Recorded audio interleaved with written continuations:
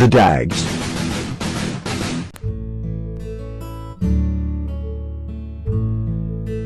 The Alaskan Malamute features a powerful, sturdy body built for stamina and strength. It reigns as one of the oldest dog breeds, whose original looks have not been significantly altered. This intelligent canine needs a job and consistent leadership to avoid becoming bored or challenging to handle. The Dags. When you first see an Alaskan Malamute, it's easy to be impressed by his large stature, wolf-like facial markings, and huge plumed tail waving at you. It's often believed that Malamutes are part wolf. They might play a wolf on TV or in the movies, but in truth they're all domestic dog. The Alaskan Malamute possesses tremendous strength, energy, endurance, independence, and intelligence. He was originally sought to pull heavy sleds over long distances as well as to hunt seals and polar bears. Now chosen primarily for companionship, Alaskan Malamutes succeed in several dog sports, including conformation, obedience competition, weight pulling, skiddering, backpacking, and recreational sledding. When he's not woo-wooing or pulling you on your inline skates or watching TV with you, he's probably raiding the trash, surfing your kitchen counters for something good to eat, or digging a nice cool hole in the backyard. Malamutes regard everyone they meet as their friends. If you're looking for a watchdog, this is not the breed for you. A Malamute's size might scare off an intruder, but that's about the only protection you'll get from him. Alaskan Malamutes do best in situations in which they have plenty of room and opportunities to exercise so they don't become bored and restless. Their independent nature often causes them to be labeled as stubborn or stupid, but their intelligence shines through with the correct training. If the Alaskan Malamute is the right breed for you, he will give you years of enjoyment as an active playmate and companion who keeps his puppy joie de vivre well into adult life. The Dags.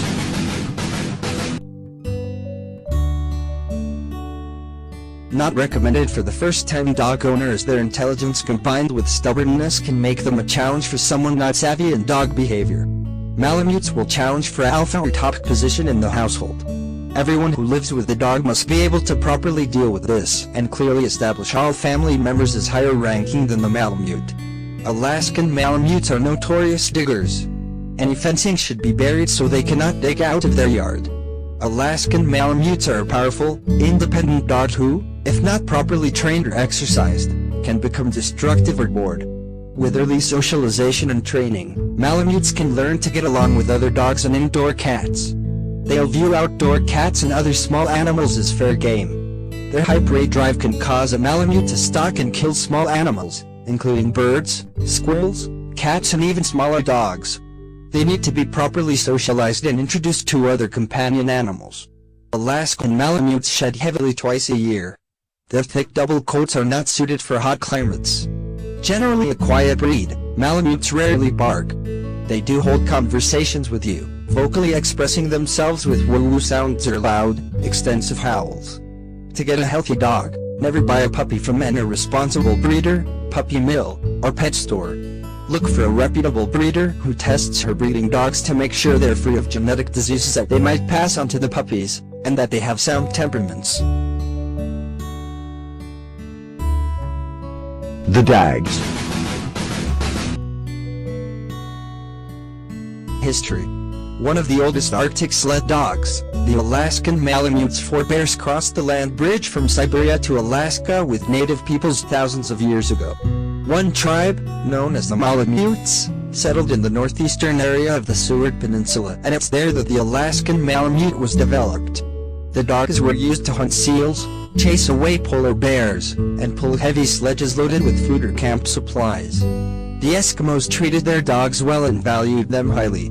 The gold rush of 1896 brought a great influx to Alaska of dogs of many sizes and breeds who could survive the weather. Many native dogs were interbred with these dogs and pure type was lost. The Malamutes were a relatively isolated tribe, so the Alaskan Malamute survived the incursion better than other breeds. Arthur T. Walden established his Chinook kennel in New Hampshire and began breeding Alaskan Malamutes. He and his successors, Milton and Avis Healy, supplied many dogs for the bird Antarctic expeditions in the 1930s. The Sealeys began a program to reproduce the dogs found in the Norton Sound area of Alaska. This strain of Alaskan Malamutes became known as the Kotzebue strain. A slightly different strain was developed by Paul Volcker, Sr. with dogs he bought in Alaska in the early 1900s and later in the 1920s. This strain was known as the Emblot strain. Some of these dogs were used in World War II and by Admiral Byrd's second expedition. The Alaskan Malamute Club of America was formed in 1935, and the American Kennel Club recognized the breed that same year. During World War II, most of the registered Alaskan Malamutes were loaned out for war duty because there was a great demand for sled dogs. Tragically, many of them were destroyed after serving their nation on an expedition to Antarctica during World War II.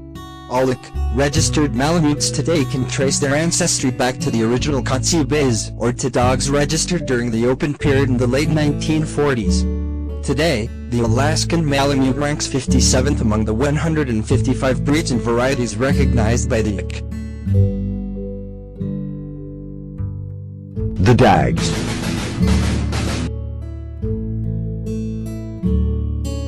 Size. Males stand 25 inches high at the shoulder and should weigh about 85 pounds.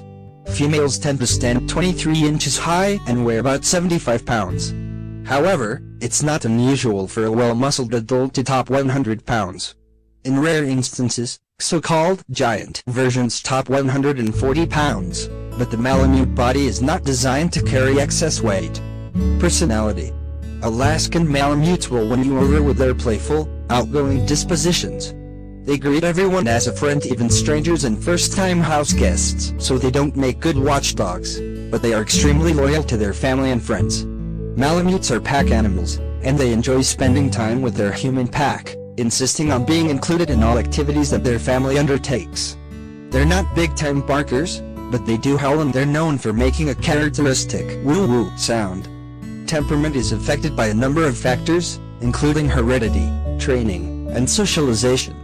Puppies with nice temperaments are curious and playful, willing to approach people and be held by them. Choose the middle-of-the-road puppy, not the one who's beating up his littermates or the one who's hiding in the corner. Always meet at least one of the parents, usually the mother is the one who's available to ensure that they have nice temperaments that you're comfortable with. Meeting siblings or other relatives of the parents is also helpful for evaluating what a puppy will be like when he grows up. Like every dog, Alaskan Malamutes need early socialization, exposure to many different people, sights, sounds, and experiences when they're young. Socialization helps ensure that your Malamute puppy grows up to be a well-rounded dog. Enrolling him in a puppy kindergarten class is a great start. Inviting visitors over regularly, and taking him to busy parks, stores that allow dogs, and on leisurely strolls to meet neighbors will also help him polish his social skills. The Dags. Health. Malamutes are generally healthy, but like all breeds, they're prone to certain health conditions. Not all Malamutes will get any or all of these diseases, but it's important to be aware of them if you're considering this breed. If you're buying a puppy, find a good breeder who will show you the health clearances for both your puppy's parents. Health clearances prove that a dog has been tested for and cleared of a particular condition. In Malamutes, you should expect to see health clearances from the Orthopedic Foundation for Animals for hip dysplasia, elbow dysplasia, hypothyroidism, and von Willebrand's disease, from Auburn University for thrombopathia, and from the Canine Eye Registry Foundation certifying that eyes are normal. You can confirm health clearances by checking the OFA website. Cataracts, usually present by 1 to 2 years of age, known as juvenile cataracts. This type of cataract rarely progresses to blindness. Affected animals should not be used for breeding. Chondrodysplasia. This genetic disorder causes puppies to be born with deformities evident in the abnormal shape and length of their limbs.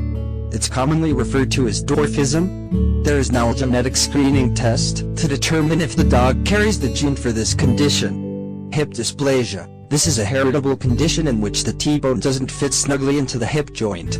Some dogs show pain and lameness on one or both rear legs, but you may not notice any signs of discomfort in a dog with hip dysplasia. As the dog ages, arthritis can develop. X-ray screening for hip dysplasia is done by the Orthopedic Foundation for Animals or the University of Pennsylvania Hip Improvement Program. Hip dysplasia is hereditary, but it can be worsened by environmental factors, such as rapid growth from a high-calorie diet or injuries incurred from jumping or falling on slick floors. All dogs used in breeding programs should be screened for this condition. Hypothyroidism. This condition is often misdiagnosed because tests to evaluate the condition are not specific and can be inaccurate. Hypothyroidism is the result of abnormally low production of the thyroid hormones.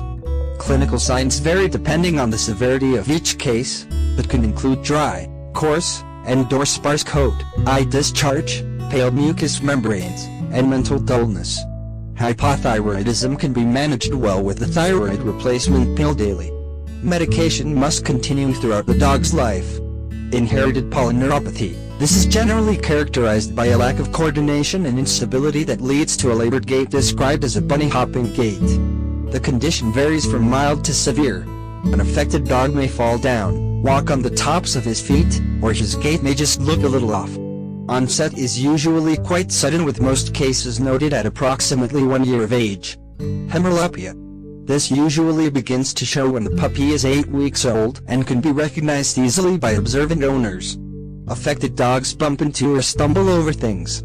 They may be reluctant to come out into sunlight, preferring to stay in shaded areas. They seem to be feeling their way when negotiating steps into the house, or disoriented when facing the sun. All these signs of clumsiness disappear at night. Hemorrhapia can be managed to help the dog have an acceptable quality of life. The Dags. Care. This member of the working group of dogs is definitely a task seeker. He thrives on long walks, hikes during carting, and sledding. He needs to run, play, and generally bounce around a lot. Inadequate exercise will cause the Alaskan Malamute to become bored and destructive. Make sure, however, that the exercise matches the dog's age, health condition, and activity level. Malamutes love to dig. Rather than trying to stop this behavior, your best bet is to accommodate it by giving your Malamute his own place to dig in the yard, such as a sandbox or other area that you don't mind setting aside for him. Blessed with a dense double coat, Alaskan Malamutes can tolerate living outdoors in extremely cold climates. However, they do need adequate shelter and a fenced enclosure, preferably with a roof over it. Because Malamutes have an extremely high pack drive, they are happiest when residing with their pack in the house. They do well living inside a home, because they keep their coats clean and are easy to house in. Due to their size, strength, and smarts, it's highly recommended that Malamutes be enrolled in obedience training at a young age before they are large enough and strong enough to outmaneuver their people. Feeding. Recommended daily amount, 4 to 5 cups of high-quality dry food a day, divided into 2 meals. How much your adult dog eats depends on his size, age, build, metabolism, and activity level. Dogs are individuals, just like people, and they don't all need the same amount of food. It almost goes without saying that a highly active dog will need more than a couch potato dog. The quality of dog food you buy also makes a difference. The better the dog food, the further it will go toward nourishing your dog, and the less of it you'll need to shake into your dog's bowl. Keep your Malamute in good shape by measuring his food and feeding him twice a day rather than leaving food out all the time. If you're unsure whether he's overweight, give him the eye test and the hands-on test. First, look down at him. You should be able to see a waist. Then place your hands on his back, thumbs along the spine, with the fingers spread downward. You should be able to feel but not see his ribs without having to press hard. If you can't, he needs less food and more exercise. For more on feeding your Malamute, see our guidelines for buying the red food, feeding your puppy, and feeding your adult dog. The Dags. Coat, color and grooming. The Alaskan Malamute sports a dense double coat. The thick, coarse outer coat, known as the guard coat, should not be soft or long. The undercoat is 1 to 2 inches deep. It's oily and woolly to repel wetness and cold. The coat length increases around the shoulders and neck, down the back, over the rump, and in the breeches and plume of the tail. Speaking of the tail, Some display a corkscrew appearance that enables the dog to place his tail over his nose to keep it warm during cold weather. This breed's coat colors range from light gray to black, sable, and shades of sable to red. The underbelly should be predominantly white along with the feet, parts of the legs, and part of the face markings. The only solid color you'll see is white. Some Malamutes may have an attractive white blaze on the forehead or around the neck. If you share your life with an Alaskan Malamute, expect your vacuum cleaner to get a regular workout and to schedule time for regular brushing sessions. Brushing 1 to 3 times weekly helps to keep the coat clean and distribute skin oils. Malamutes shed heavily twice a year, and the hair falls out in large clumps. At that time, frequent brushing with a slicker brush and undercoat rake helps keep the flurry of hair under control. One plus for this shedding breed is that the double coat is odorless. In addition, Malamutes have a cat-like tendency to keep their coats clean. Baths are rarely needed, usually 1 to 2 a year unless the dog gets into a smelly mess. Brush your Malamute's teeth at least 2 or 3 times a week to remove tartar buildup and the bacteria that lurk inside it. Daily brushing is even better if you want to prevent gum disease and bad breath. Trim nails once or twice a month if your dog doesn't wear them down naturally to prevent painful tears and other problems. If you can hear them clicking on the floor, they're too long.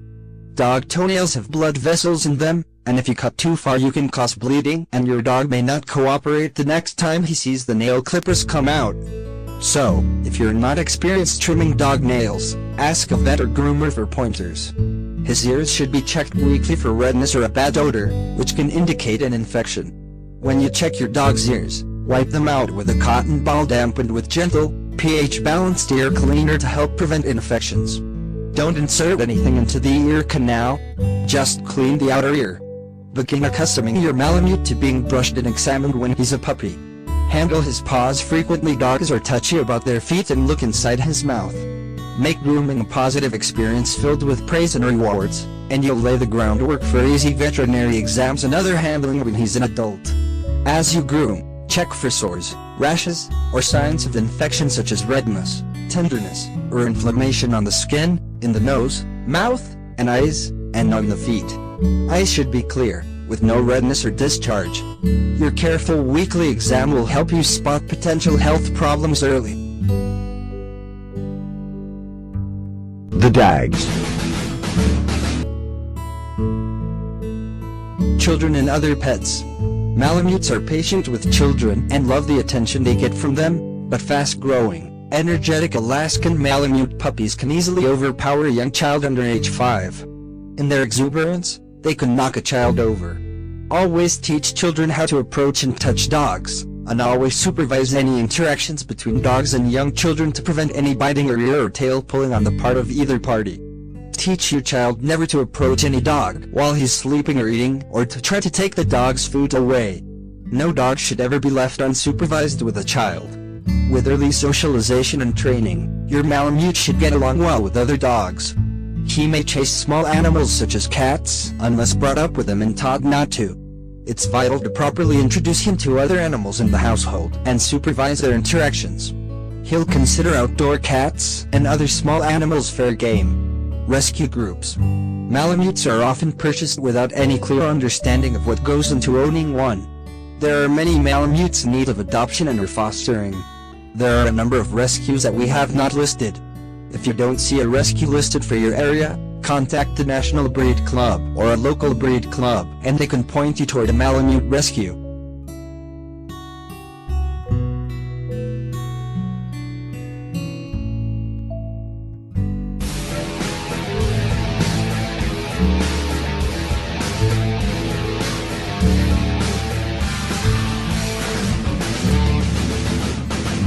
The Dags.